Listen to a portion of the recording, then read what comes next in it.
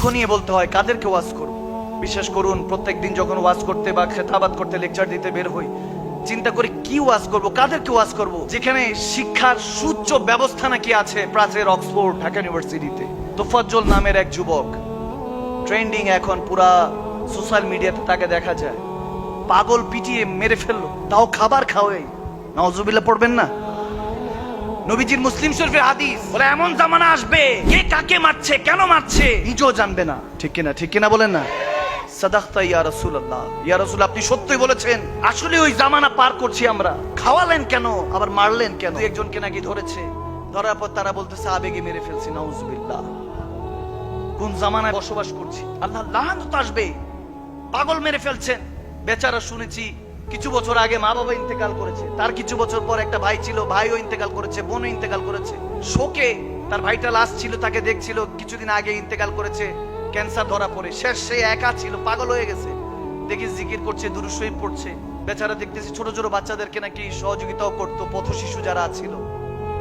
এই অবস্থায় মেরে ফেলেছে। দেখেন, আমি এই ঘটনা যখন দেখছি তখন আমার সফর সঙ্গীদেরকে একটা ওয়াকিয়া বলছিলাম, যে একটা হাদিস আছে কাশফুল মাহজুবের মধ্যে দাতা গাঞ্জাবাগ শেখের আলাইহি রাহমা তিনিও বর্ণনা করেছেন। হাদিসটা এরকম, এক পাগল হেঁটে যাচ্ছিল, এক নয়া দম্পতি কিংবা ভালোবাসার মানুষ স্বামী স্ত্রী হেঁটে যাচ্ছে।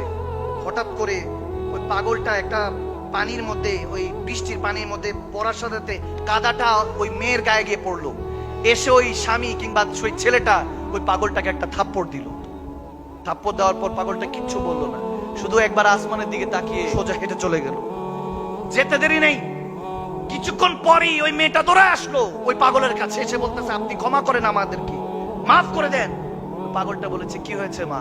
বলে দেখেন ওই যে আমার স্বামী, হাজবেন্ড, যে আমাকে আমার কষ্ট দেখে হয়তো সহ্য করতে না পেরে আপনাকে থাপ্পড় দিয়েছে, তার উপরে এই মাত্র বিজলি পড়ে সেই ওখানে মারা গেছে। নাউজুবিল্লাহ পড়বেন না? আল্লাহর গজব। বলে আমি তো কিছুই করিনি, সেটা তো আসমানি গজব।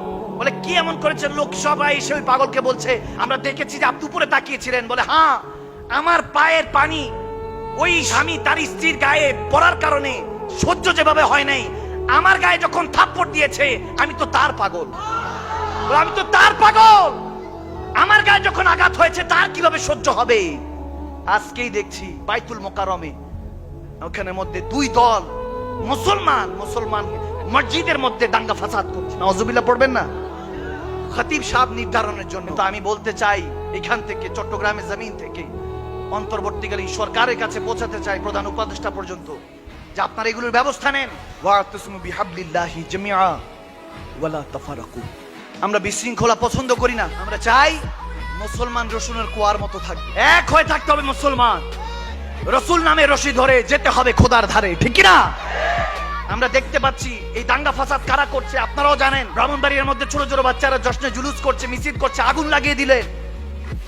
নবীর জুলুস, একজনকে শহীদ করলেন।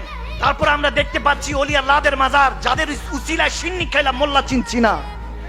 আওয়াজ দেয় না কেন? বারা আউলিয়ার পটভূমি, এই চট্টগ্রাম ওলি আল্লাহর দেশ, 360 আউলিয়া বাংলাদেশ।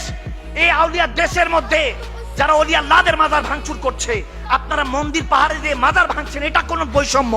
তাহলে কিসের স্বাধীনতা হলো? এই স্বাধীনতার ধিক্কার জানাই আমরা। এটা কখনো স্বাধীন হতে পারে না।